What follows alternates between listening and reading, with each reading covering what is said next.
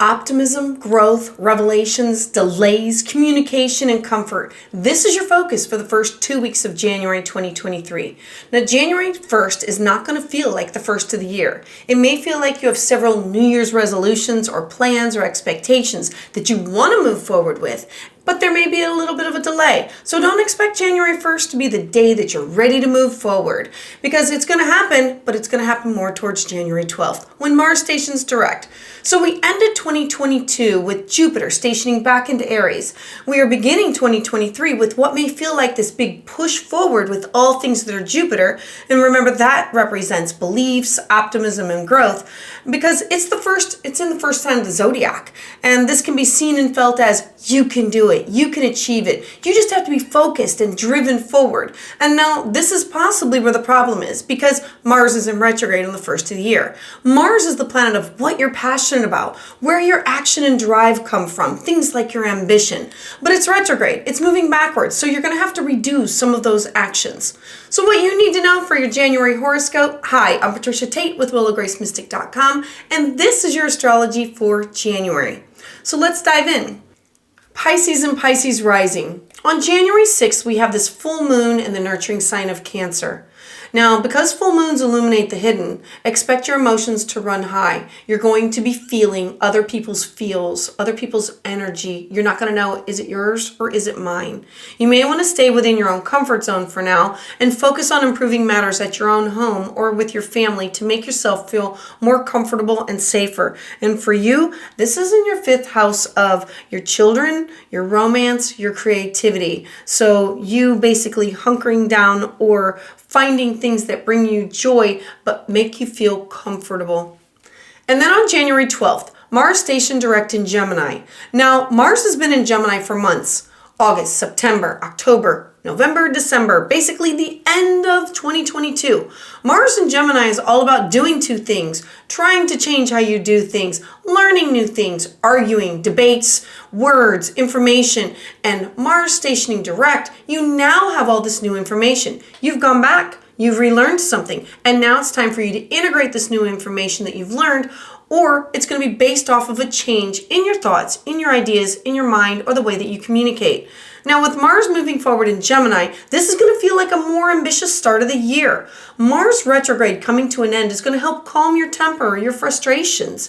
If you have been stalled or extra irritated in the past several months, you can now start to move forward and understand what's causing the problem in the first place. So at this time, you're going to feel like you can now take a deep breath and enjoy a sigh of relief.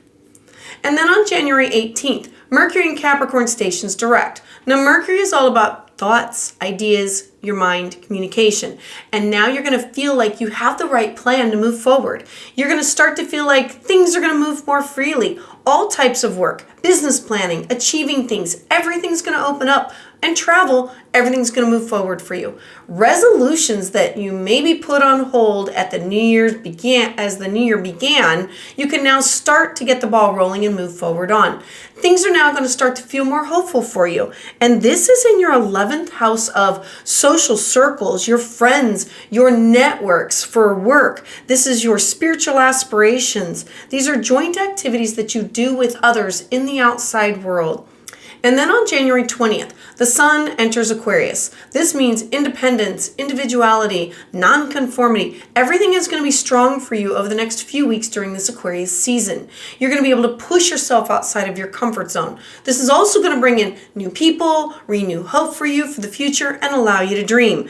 This is in your Aquarius house, which is your 12th house. So the 12th house is your dreams, it's your secrets, it's your hidden supports, it's your connection to the spiritual realm. So dive into the Akashic records, astral travel, lucid dreaming, healing your karma or releasing karma, healing yourself from within.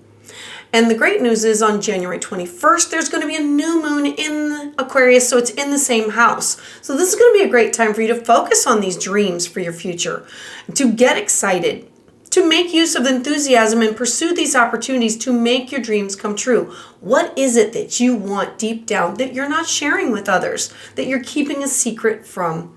And then on January 22nd, Uranus stations direct in Taurus. Now, Uranus is shock and surprise, Taurus is slow and steady, and doesn't want to move. And Uranus's retrograde coming to an end means that these changes that you've had that have been put on hold or stalled for one reason or another, they can now get a boost of energy. So take the steps to make the changes that you want to happen come to fruition in healthy and positive ways for you. And lastly, on January 26th, Venus enters Pisces. Now, love becomes softer and sweeter with Venus in this watery sign of Pisces. You can be more dreamy, more romantic. You can be there for those that you love no matter what. You can be inspired by the love that you feel. So as always, I would love to hear about how this resonates with you in the comments below. And to hear updates as soon as they're released, please subscribe.